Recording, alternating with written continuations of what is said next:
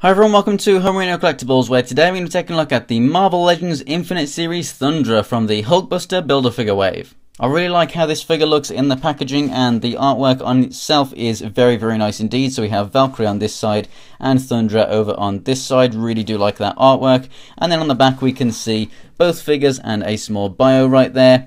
And then down here we have everyone else in the wave. And now with this video complete, I have done everything in the wave. So you can go ahead and find any of these reviews on my channel. And the next video is going to be the Hulkbuster Build-A-Figure itself, where you can see this and all the other pieces in more detail. So for now, let's get this thing open and take a closer look.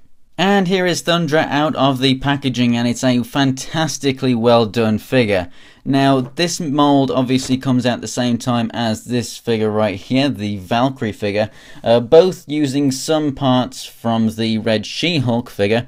Valkyrie obviously getting more unique parts to herself with that all-new torso right there. One thing I would have liked that is on this figure that is not on the Thundra is a belt that actually stays in place, because the movement up here at the diaphragm also has the kind of waist twist. You know, there's nothing actually down here at the waist, so it would have been nice if this belt was actually a solid piece, because there's no real need for this thing to move, although it does. It would have been nice if it just stayed down there in one position. But we'll get onto articulation a little bit later. First of all, let's take a look at the accessory, and I really do like it. As you can see, you can get it to hold it in two hands, and it's actually a very pliable piece of rubbery plastic. So not only does it have a good sculpt, not only does it have a good paint job, it has a nice, you know, dry brush kind of effect to it, so we have a bit of a kind of worn chain look right there. But it is extremely pliable, so you could wrap it around a figure, you can have it hold it any way that you want. Hell, you could even cut the ball off and maybe cut that off or keep that there and use it as a Ghost Rider chain and just, you know, wrap it around one of your Ghost Rider figures or whatever, because I know obviously we've only got the one that's come with the chain, so it would be nice if you could use it like that. But I really do like this accessory. It's very good. So overall, I think the figure is really great, but there are a couple of gripes that I have with it. And, you know, I did say about the belt, it doesn't really matter. Another thing would be just this painted section here. I think it really does look fantastic. Would have been nice if it was molded on, but, you know, for the most part, it does look alright. The gripe I have with it really is just the fact that there's some gold paint down here that really shouldn't be there. It's kind of nowhere near that, but it's there. Never mind, I can probably get it off. One gripe I also have is the head articulation. The head itself is absolutely beautiful. It's really fantastic. The hair looks absolutely amazing, both in sculpt and paint. You know, that orange done over the red just looks awesome, and the paint on the actual face itself is just done fantastically. The teeth and the lips and the eyes and eyebrows, it's all done exactly where it should be. None of it is out of place.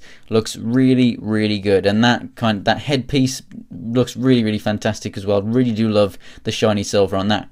The problem comes, like I said, in the articulation.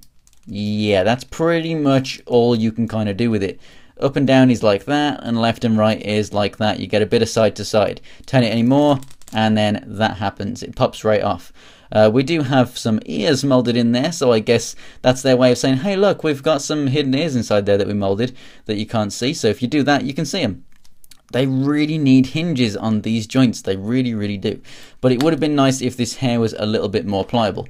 Obviously, Valkyrie didn't have that longer hair, so didn't have that much of a problem. But also, the pigtails here actually, you know, were very pliable, so they didn't really get in the way that much. But even this figure can't look side to side that much, and up and down, you know, well, especially up is limited. It really should have a hinge. I really wish that they did that with this mold, because that would have made it so much better, especially when you have them a lot taller. Being able to look down at figures is a must, really. So yeah, that kind of sucks. However, you know, the look of it is just absolutely fantastic, so I don't mind as much. The paint app for the rest of the figure is done well, although obviously some of it doesn't match up all too great, especially when you do, obviously, you know, start moving it around. But there's nothing really that you can do to get away from that, you know, apart from just using a completely different body mold, which would have been nice, I guess, but obviously doing this saves them money, meaning that they can give us some other newer molds that we've got in the line and a good Build-A-Figure. So, you know, overall I'm pretty happy with it. It would have been nice if the gold down here had matched the shiny gold here, if it was just a little bit shinier. For the most part, it looks good though, so it's not too bad. As for the rest of the articulation of the figure, at the diaphragm joint it moves side to side a little bit, back to front a little bit, and then also we have the left to right there. Arms come all the way out and go all the way around. We have rotation at the upper part of the arm, only a single jointed bicep. I wish they'd stop doing that for female figures. I don't see why they should be any different to the male figures. I want double jointed arms, but whatever. Apparently Hasbro don't want to do that.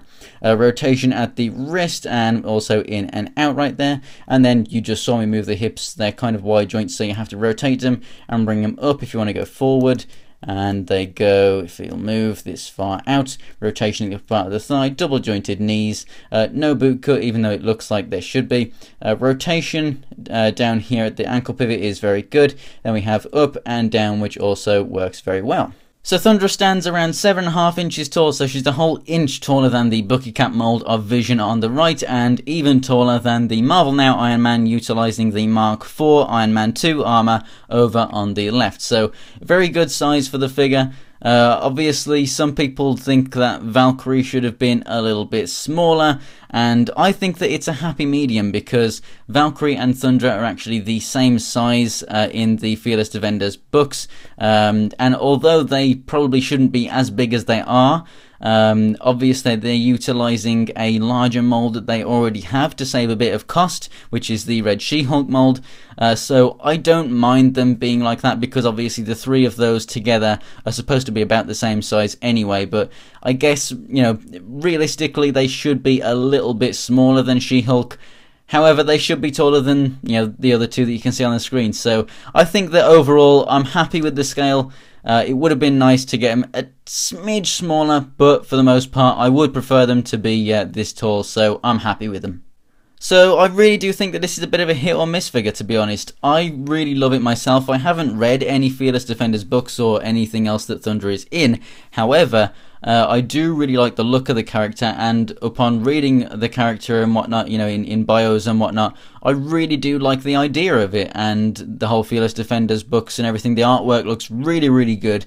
So I think that character-wise, it was an absolutely fantastic choice. Upon execution, I think on its own, this mold looks absolutely fantastic. Whether it's too big in some people's eyes or not, it really, really does look awesome, and the accessory is really epic. You know, some of the things articulation wise, they really do start to need to put you know, double joints in the elbows on female figures. We need to start getting, you know, some better articulation in the hair on female figures as well, because that's one big letdown with this really. And also just get some better articulation than Y joints. Like, why do they keep using them? But like I said, in reusing this slightly older mold, we are obviously getting nice newer molds in the rest of the line. So I really do enjoy the figure, and I hope you do too, and I hope that the spotlight that this character has been given really, really does reach out to people and you know, make people aware of Thundra.